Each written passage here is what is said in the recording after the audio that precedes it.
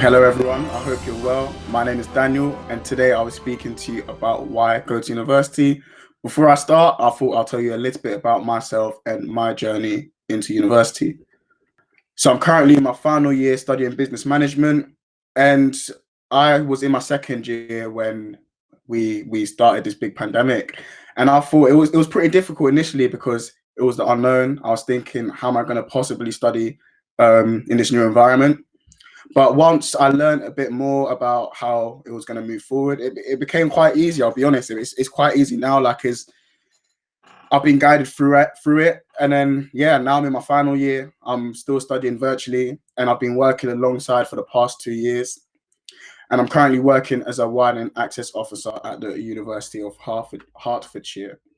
So, what is studying at university like? So, as I said before, I've enjoyed it. I've loved every single minute of it, even my second year when everything was a bit up in the air. And that is because I'm able to study something I'm very passionate about. I'll be honest, in school wasn't my best years because I was studying things that I wasn't passionate about, and I couldn't really get stuck into it. And I always try and tell students to make sure you're doing something your heart is truly in, because the outcome will show. Like, now I'm doing something I love. I'm doing so well in the subject area, and I'm actually loving my studies. And if I ask myself that, let's say, 6 years ago, I don't think I'll be saying that now. In uni, there's much less contact hours in comparison to school. You get to live alone, maybe, and also you get to meet people from all around the UK and abroad. The less contact hours, I like to say, is a good perk because it gives me time to do, let's say, stuff that I want to do outside of uni, and it also gives me time to research further on my own accord. So in my first year, I was at uni for around 10 hours, which is not a lot. If you think about that, that's like 2 days of school. And living alone, I thought was amazing. I got some independence, which was a bit new to me when at 18. Like, I've never lived alone. I hadn't cooked before, and I got to do that all in my first year of university. So, what challenges might you face at uni? Although I've said the benefits of going to university, of course, it does come with some challenges. So, the things I thought of was the workload. The job market, as we know, is quite challenging at the moment. Moving away from friends or family, you've got more responsibilities, and of course, where you might need support, we're in a pandemic, so coronavirus, and also financial support. But I always say, with challenges, you can always overcome them. I always stand by this. Like, I always tell myself that you need challenges in life. Like, life can't just be easy, basically. And I feel like with me, I learned a lot from my challenges. So, for example, with the workload at university, when I first went to uni, I was like, why do I have to hand in assignments by a certain date? Why is no one telling me to do this, do this? And it was all very new to me, but I feel like it's taught me so much. Like, it's made me want to be learning more about certain areas. Like, it makes me want to do more research on my own accord.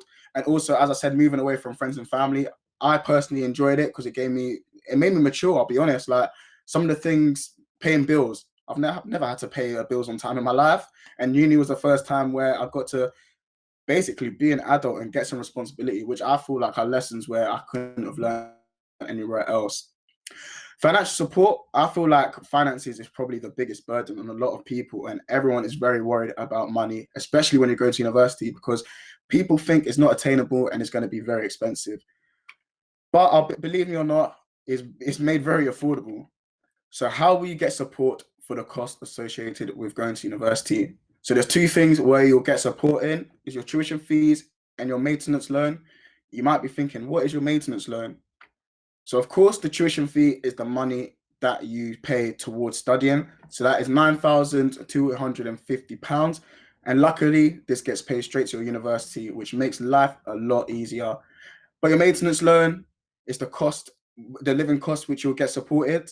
I know with me, I didn't really have that much money before I went to university. All I did was work a part-time job for like the last month before I went, to get some money to spend on things I wanted in my first year. But you get support on like living costs or accommodation. I use my maintenance loan for, and the maximum you could get is £12,010, or the minimum is 3,410, which everyone is entitled to the minimum. But the amount you get depends on a few factors. So the factors might include the location you're studying, um, and it's based on your parents' income as well. So before you go to university, it's quite simple. The student finance website are able to do a quick calculation of how much you are entitled to. So you might be thinking, how do you get to university? I was thinking that when I was doing my GCSEs, because I don't really feel like they tell you, well, in my school, they didn't tell me that much about how do you actually get to university. And I didn't really understand that. So I hope this gives you a few ideas of how you get to university. So initially, I like to call this like a little game. This is how I think about it, and it makes it a lot easier for me. So first of all, you do your GCSEs, which I like to call level 2, or you might do your BTEC level 2. And then you complete that level, you go on to the next level, and you do your A level, BTEC level 3, or apprenticeship. Once you've completed that, you do your next level, which I like to call the level 4. And then that's when you're at university, you do your uni degree or you do your higher apprenticeship. And then I like to call the career the last level, and that's when you've completed the game, and that's the end destination.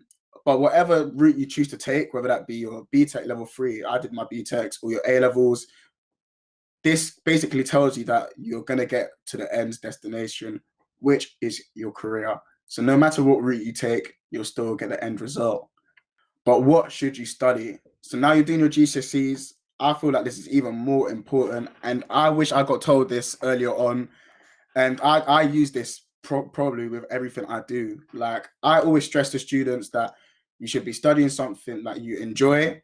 I personally feel like that's the most important thing I've learned through life. If I'm not doing something I enjoy, I'm not going to get the most out of it. And I've seen it for myself, especially my degree. And in my BTECs as well, I was studying sport. I'm very into sport. So I studied sport. And that was probably the best work I feel like I've produced in comparison to, let's say, my GCSEs, because I chose to study something I enjoy, and also subjects you are good at, and something that might be in line with your future career and interest. But don't worry, if you don't know what job you want to do or your future career, believe me, I feel like in the last few months, I've actually had a better idea of what I want to do in the future. Don't worry. I always just say, make sure you try and do something you enjoy. And if you're doing something you enjoy, you'll see the outcome because you'll get the most out of it. Thank you everyone for listening. I hope you enjoyed hearing me speak. I will be able to take some questions in the comment section. So please ask any question. It can be about anything about university. It might have been something that I've missed out that you want to know, that you've always wanted to know. I'll be happy to take your questions, and I hope you've enjoyed to hear me talk about why I go to university.